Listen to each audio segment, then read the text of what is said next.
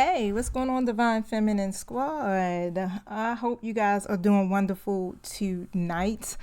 Just stopping in, pulling energy for you guys real quick. I definitely appreciate all your support, all your love. You guys don't forget to check the community board as often as you can. Don't forget that you can reach out to me via Instagram or Facebook. And connect with me, okay? I do establish one-on-one connections with my Divine Feminine members, and I would definitely love to meet you, okay? And if you have a birthday for the month of, what are we in, March, definitely let me know. I have a special gift for you. All right, so let me pull a card. I'm trying to think. I wanted to use my Divine Feminine deck, but look, where's the deck, right? And I'm like, hold on. Threw me off a little bit, okay? Oh, here you go.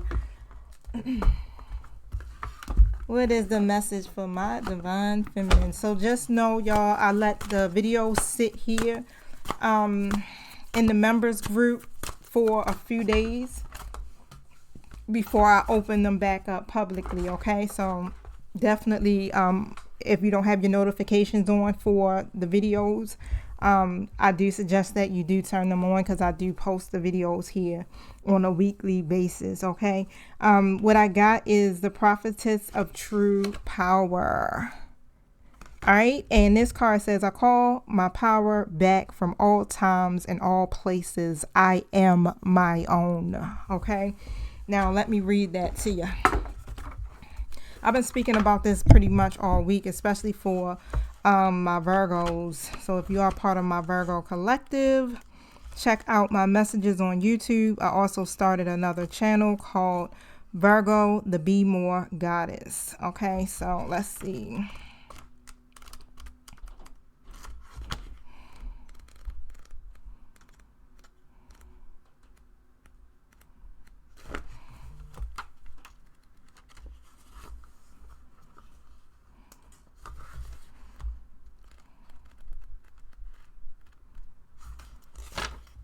All right, so basically, this goddess her name is, I can't pronounce it, but when you look at it, it looks like it says the Cla, but it's Thecla, okay?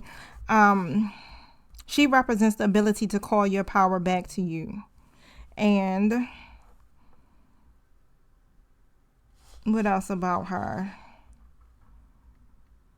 All right, so she actually goes back to 2nd century, even though some scholars believe its Greek composition could be from the early as 70 CE. And basically, she was a part of the Christ movement in Asia Minor, okay, current day Turkey. And at the age of 17, she overhears Paul's teaching about Christ. She stayed rooted in place at her window for 3 days so she wouldn't miss a word. Okay, so yeah, so she began her ministry around that time. Okay, and anything else that's important that I should be telling y'all about her? That looks about it.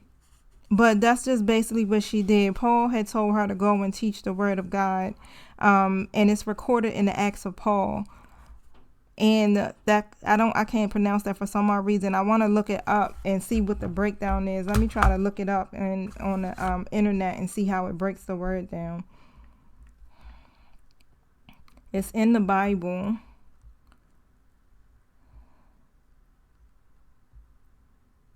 And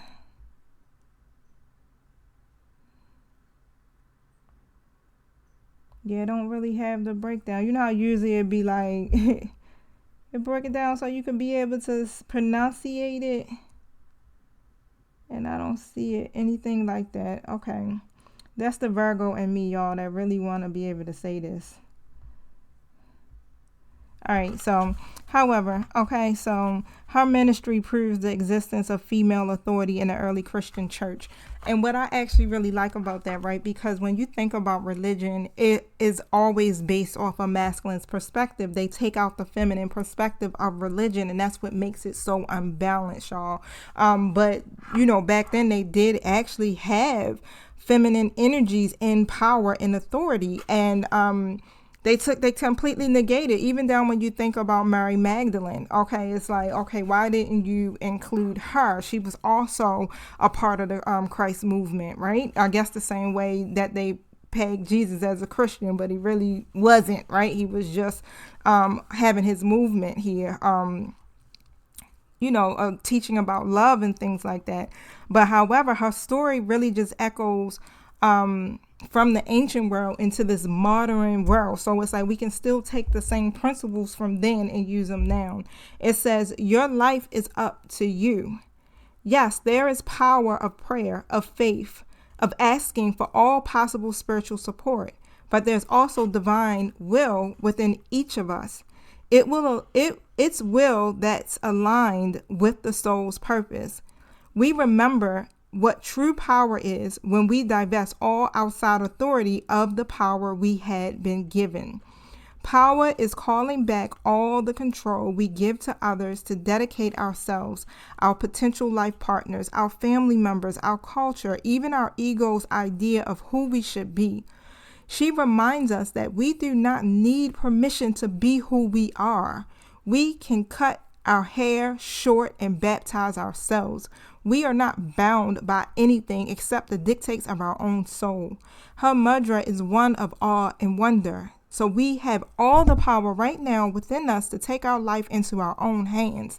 That's the source of fire itself, the divine will to call back our spiritual authority and claim this life as our soul's own. So this is the time right now to call your power back to you from all times and all places, okay? Wherever you've given your power away, call it back to you. Start to say, I am my own. Okay, so let me pull some tarot on this. I love that.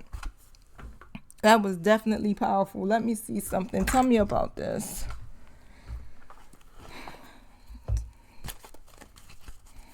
How has divine feminine given their power away? The Hierophant comes out, and what I'm seeing here is like, because of the simple fact, right, you're following a certain process, right? You're following a certain journey. You're committed to that, right? You may have quite a few traditional values on top of that, but when it comes to your connection with your divine masculine, however, right, it just seems like, and even other people is how I'm hearing it, it definitely feels like you're on this journey alone, right? Because again, elevation definitely requires separation, right? But however, let me see here. Yeah, Nine of Cups comes out and the Four of Pentacles comes out. I feel like, you may feel unstable in ways because the wish that you want, like your true happiness, lies in having something traditional. That's a relationship, a commitment of some sort. Like what you have with your twin is not traditional. It's far from traditional, right? Because the whole purpose of the twin flame journey literally is about your life purpose and your soul's evolution. So a lot of this journey is really being more focused on what you came here to do, okay? And that's what pulls divine feminine out of alignment, all right? Two of Cups in the reverse position, and divine masculine out of alignment. It makes you guys unbalanced, okay? And the whole purpose of the journey is to be on the same frequency. You guys have to be whole, one, right, individually, and you have to be in alignment too, okay, with self, in order for you guys to be able to come together and be a vibrational match. All right, so it could be a very tense relationship, or just a lot of disharmony or distrust between you and your masculine because of this, okay? So yeah, but there's a solution. There's always a solution, right? With the Eight of Swords in the reverse, okay? This is the beginning of an awakening, and you guys are being how can I say it? Whatever it is that makes you feel bound or restricted is being broken. Okay? Just be forgiven. That's it. But you're being liberated here from the norms is how I'm hearing. As well, whatever's burdening you. Okay, 10 of Wands comes out too as well. So you're being liberated, Divine Feminine. You just call your power back to you from wherever you sent it. It's time to tell it, look, come on home. Okay, the Death card comes out. All right, so yeah, you are experiencing these endings, but this is a part of your transformation. But this is all happening here because it's time for you to start a new phase in your life. All right, you're getting this. Look, I'm telling you, the liberation, the rebirth, all of that, right? It could be painful, but however, you are free. Okay, you are being freed. All right, from the burden, from the adversity. How I'm seeing it. 7 of Wands in the reverse position. Of course, there's always gonna be something here that may make you feel at a disadvantage here, but this is about you fighting and your resiliency, which I feel like, Divine Feminine, for the most part, you have learned, okay? The Empress comes out in the reverse. So whatever it is that's happening with that karmic energy, that karmic person in your masculine's life, there's some type of conflict or difficulties. Your person isn't seeing the results. And I know even you may feel like, I ain't seeing no results either, right? But however, again, keep standing your ground and fighting for what you believe in. Look at that. The Lovers. The Hangman comes out. You know it's time to shift your perspective here. Because this is about your spiritual growth at the end of the day. Okay? And about you making healthy decisions, of course, for yourself. But when it comes to your connection with your person here, this is definitely soul love, right? This is on a deeper level, all right? This is like, to me, I always look at the twins like having a spiritual marriage. It's like you're married in 5D, literally, okay? Which your connection is also governed by Archangel Michael. All right, so it's like regardless, the connection is really faded. It's just that it's our uncertainty and our brokenness or us feeling like we're being blocked from having a connection is what keeps us from really seeing that we actually have the connection, because they are us. Remember, this is a soul connection. This is a 5D marriage. So you are still in partnership with each other, even if you are just friends, even if your twin is running, even if they live in another state, you know. So change your perspective about this, okay? Yeah, 10 of Pentacles comes out. And how you see it. You guys are meant to be a power couple, straight like that. Y'all meant to come together and have this stability, something long term. To build the prosperity and to build the wealth. It's just that when it comes to that judgment call, which is in the reverse next to the Devil, come on now, next to the Ace of Wands coming out here, I'm really seeing it's the lack of judgment here on both parts. It's not like it's the lack of, it's just not clear, you know, when it comes to how you're supposed to really see this connection. Because the opportunities are here, the new beginning is here, but what I'm seeing is that the ego is still very, very much at play, okay? Now, take some time, all right, and just really step back for a second, you know, think about some things, especially when it comes to your situation, like how do you truly feel? Is it, how does it make you feel? Especially the fact if you're not in a traditional relationship with your person. Even though you know what this journey is about, is there still a feeling there, okay, within you that makes you feel disappointment? Okay, because your twin flame journey literally is about your own personal development. Okay? Remember, this is a journey of self. In this journey, it's about you learning how to become one with self. This is your soul's mission, right? sounds like a lot of self, right? You're focusing on your own self-love, your own self-worth, your own self-empowerment. And as you are doing that, it's inevitable for your person to level up because they are you. They are you.